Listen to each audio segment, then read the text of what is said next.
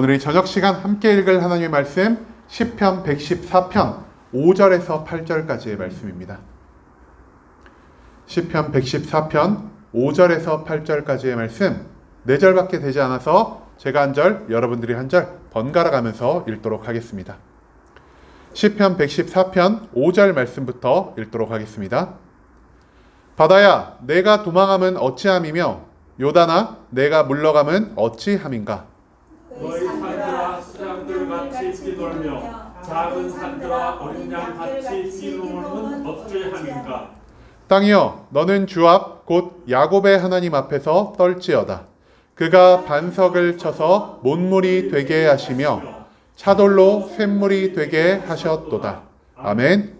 오늘 이 시간 우리는 하나님의 일하심이라는 제목을 가지고 오늘 우리가 읽은 말씀 함께 나누는 시간 갖도록 하겠습니다.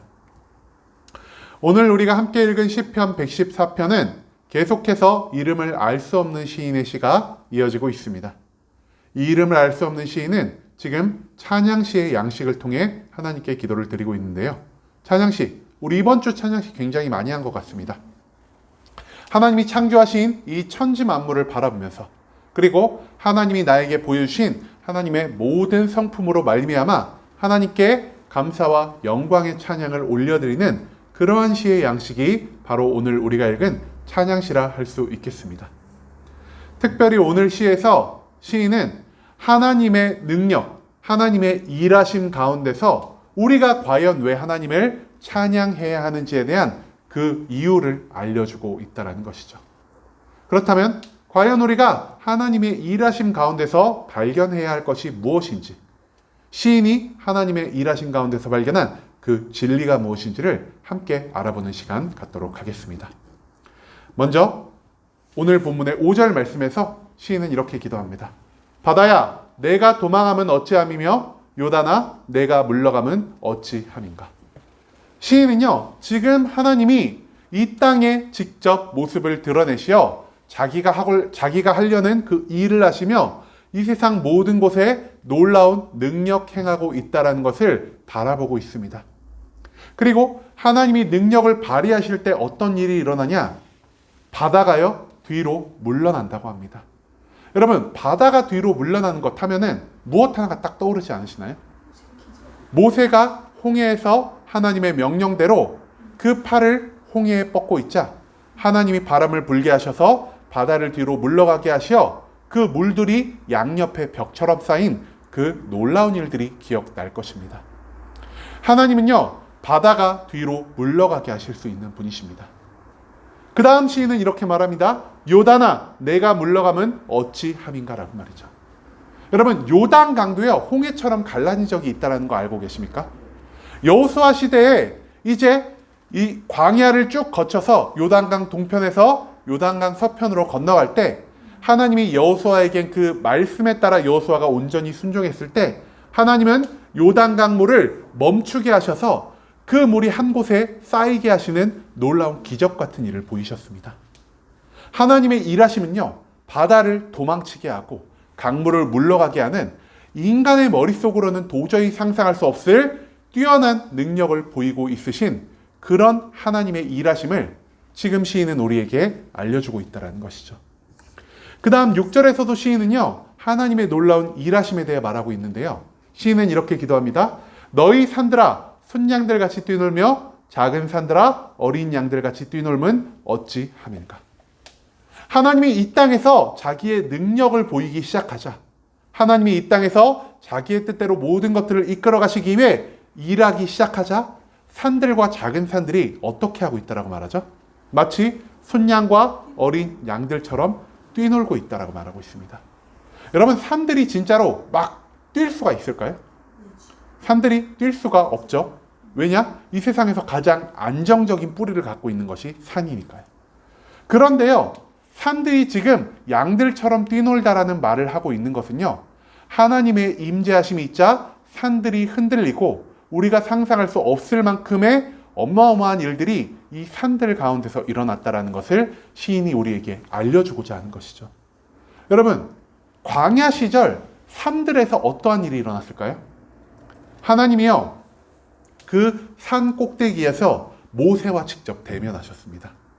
모세와 대면하신 하나님, 이스라엘 백성들 가운데 자기의 모습을 보이신 하나님, 이스라엘 백성들 가운데 자기의 음성을 들려주시며 온 천지를 진동케 하신 그 하나님의 능력이 이 산을 흔들고 올리고 있다는 것을 시인은 우리에게 알려주고 있다는 것이죠. 하나님이 아무 일도 하지 않으시고 단순히 그 모습을 비추신 그 한 가지만으로도 산들은 흔들리고 이 세상이 울릴 수 있다는 것. 하나님의 놀라운 능력. 우리의 생각으로는 도저히 이해할 수 없는 그 하나님의 놀라우심을 시인은 지금 하나님의 수많은 일들 가운데 발견하고 있다는 것입니다. 그 다음 시인은 7절 말씀에서 이런 말을 합니다. 땅이여, 너는 주 앞 곧 야곱의 하나님 앞에서 떨지어다라고 말이죠. 여러분, 하나님 앞에서요, 이 땅의 모든 것이요, 떤다라고 말하고 있습니다. 그런데요, 이 떤다라는 데의 의미가요, 총 두 가지가 있습니다. 여러분, 사람들이 언제 제일 많이 떠는 모습을 보일까요? 추울 때. 제가 추울 때가 나올 줄 알고 오늘 새벽에도 추울 때는 제외하고라고 말씀을 드렸습니다. 네, 제일 먼저 무서울 때 우리 인간들이요, 몸을 이렇게 벌벌벌벌 떱니다. 귀신이 생각나거나 아니면은 내가 도저히 감당할 수 없을 만큼의 공포가 다가오면은 그때 사람들은 두려움에 온몸을 떤다라는 것이죠. 그리고 우리가 몸을 떠는 또 한 가지의 경험이 있는데요. 우리가 도저히 감당할 수 없는 기쁨이나 성공이나 축복이 나에게 다가왔을 때도 우리는 기쁨에 몸을 떨 때가 있다는 것입니다. 즉, 하나님의 일하심을 경험한 사람들이요, 총 두 가지로 나뉘게 된다는 것이죠. 어떤 사람들은 하나님의 일하심을 보며 두려움에 떨게 될 것이고요.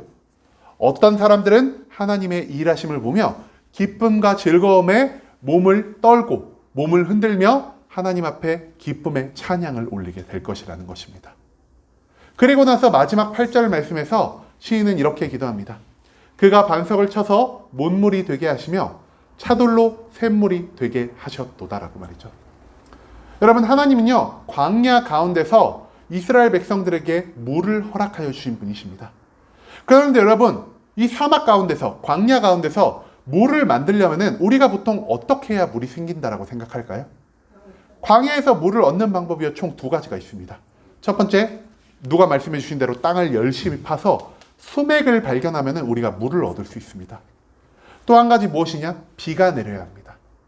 비가 내리거나 땅을 파지 않고서는 도저히 물이 나올 수 없는 그러한 환경 가운데서 하나님은 물을 만들어 내셨는데요. 하나님은요, 이스라엘 백성에게 너가 100m 지점 오른쪽으로 가서 땅을 파면 물이 나올 것이다. 너가 여기서 몇 분, 몇 초를 기다리면 비가 내릴 것이다 라는 그런 인간들이 뻔히 생각하는 방식으로 물을 허락하시지 않았다는 것이죠. 하나님은요, 반석을 쳐서 못물, 연못물이 되게 하셨습니다. 물과 바위가 도대체 어떤 연관이 있을까요? 물과 바위는요, 아무런 연관을 갖지 못합니다. 또한 하나님은요, 차돌, 그 단단하고 도무지 깨지지 않는 도저히 물과 연관이 없을 것 같은 그 돌을 쳐서 샘물이 되게 하시는 분이라는 것을 시인은 말하고 있습니다. 돌과 물 사이에는 아무런 연결점이 없지만 그 사이에 하나님의 능력이라는, 하나님의 손길이라는 중간 과정이 거치자 우리가 상상도 하지 못할 그 반석이, 그 차돌이 물을 내고 물로 변하는 놀라운 것들을 이스라엘 백성들이 경험하게 되었다는 것. 즉, 하나님은요, 이 세상의 모든 것들을 자기의 뜻과 계획대로, 자기의 마음대로, 자기의 능력을 발휘하셔서 모두 이루실 수 있는 전지전능함을 가지신 분이라는 사실을 우리가 오늘 이 시편 114편의 말씀에서 발견할 수 있다는 것입니다. 여러분, 방금 7절 말씀에서도 제가 언급드린 것처럼 이렇게 놀라운 하나님의 능력, 인간의 상식을 초월하고 인간의 합리성을 초월하고 인간의 이성적인 모든 경험들을 초월한 하나님의 능력을 경험하였을 때 인간들의 반응은 두 가지로 갈리게 된다는 것입니다. 아까 7절에서 땅들이 하나님을 보았을 때 떨었다라고 말씀을 드렸죠. 하나님의 능력, 하나님의 일하심을 본 사람들도요, 떨림을 경험합니다. 하지만 어떤 사람들은 하나님의 일하심을 보며 기쁨과 즐거움의 떨림을 경험하게 될 것이고요. 어떤 사람들은 하나님의 일하심을 보며 공포와 두려움의 떨림을 경험하게 될 것이라는 겁니다. 어떤 사람들이 기뻐 떨며 어떤 사람들이 두려움에 떨게 될까요? 하나님을 믿는 하나님의 뜻대로 살아간 그 온전한 의인들은요, 하나님의 능력 가운데서 하나님의 일하심을 바라보면서 기쁨과 감사의 떨림을 경험하게 될 것입니다. 내가 여태껏 믿어온 하나님, 이 세상 많은 사람들이 인정하지 않고 나에게 손가락질한 그 하나님이 진짜 살아계시는구나. 하나님이 살아계실 뿐 아니라 우리를 위하여 일하고 계시고, 하나님의 그 일하심이 우리의 상식을, 우리의 합리성을, 우리의 이성을 뛰어넘으실 만큼 우리가 상상하지도 못할 모든 것들을 완전하게 이루시는 전지전능함이 하나님 안에 있구나라는 것을 의인은 발견함으로 기뻐하고 즐거워하게 될 수 있다는 것을 오늘 말씀에서 시인은 우리에게 알려주고 있다는 것입니다. 하지만 하나님 바깥에서 살아간, 하나님 앞에서 온갖 죄악을 저지르며 살아간 그 죄인들은 어떻습니까? 죄인들은요, 하나님의 능력을 경험했을 때 본능적인 두려움의 감정, 본능적인 공포의 감정을 깨달을 수밖에 없다는 것이죠. 여러분, 우리가 창세기 3장에서 나오는 아담과 하와의 이야기를 잠시 생각해 봤으면 좋겠습니다. 아담이요, 선악과를 따먹은 다음에 동산을 두루 다니신 하나님이 아담아, 아담아라고 부르셨을 때 어떠한 감정을 가졌다 그랬죠? 그가 두려워 떨며 숲을 사이에 몸을 숨겼다라고 했습니다. 왜 아담이 몸을 숨겼을까요? 그 안에 있는 죄가요, 거룩하신 하나님을 본능적으로 피하게 만들어 주었기 때문입니다. 죄가 있는 인간은요, 하나님의 온전한 거룩 앞에 섰을 때 죽음의 공포를 느낄 수밖에 없습니다. 그렇기 때문에 하나님의 전지전능하심이, 하나님의 일하심이 이 땅에 온전히 발현되었을 때 우리는 내 안에 있는 모든 죄악들, 하나님보다 세상을 더 사랑하며 하나님이 미워하시는 그 모든 죄를 짓고 살아간 나의 지난 삶의 모습으로 인하여 본능적으로 하나님을 두려워하고 본능적으로 하나님의 능력에 공포심을 갖게 된다는 것을 우리가 오늘 말씀을 통해 발견할 수 있다는 것이죠.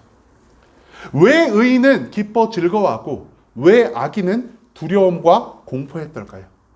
의인들은요, 하나님의 능력이 나를 향한 사랑으로 변화될 수 있다는 것을 깨달았기 때문입니다.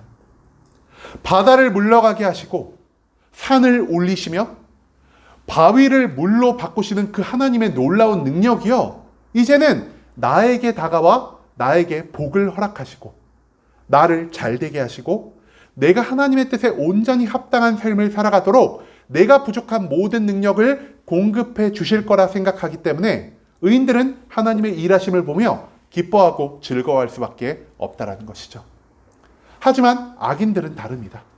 악인들은요, 저 하나님의 전지전능하신 능력이요, 나를 향한 심판으로, 나를 향한 진노로, 나를 향한 징벌로 변하게 될 것을 두려워한다라는 것입니다.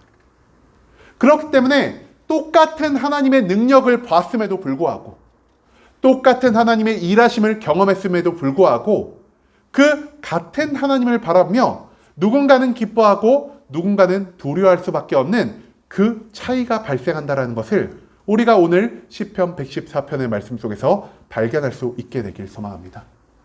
여러분, 우리들도요, 하나님의 일하심을 매일매일 발견하며 살아갑니다. 우리의 삶에 뜻하지 않는 축복들이, 우리의 삶에 뜻하지 않는 괴로움들이 다가올 때가 너무나 많지 않습니까? 그리고 성경을 읽을 때마다 그 안에서 하나님이 이스라엘 백성에게 보이신 그 놀라운 일들이 우리의 삶 가운데 매일매일 다가오지는 않으십니까? 이제는 그 하나님의 놀라우신 일하심을, 그 하나님의 놀라우신 능력을 보고 우리가 두려움에 떨지 않기를 소망합니다. 하나님을 온전히 믿고 하나님의 뜻대로 살아가는 자들에게 있어서 하나님의 능력은 기쁨과 즐거움이지 절대 두려움과 공포가 될 수 없습니다.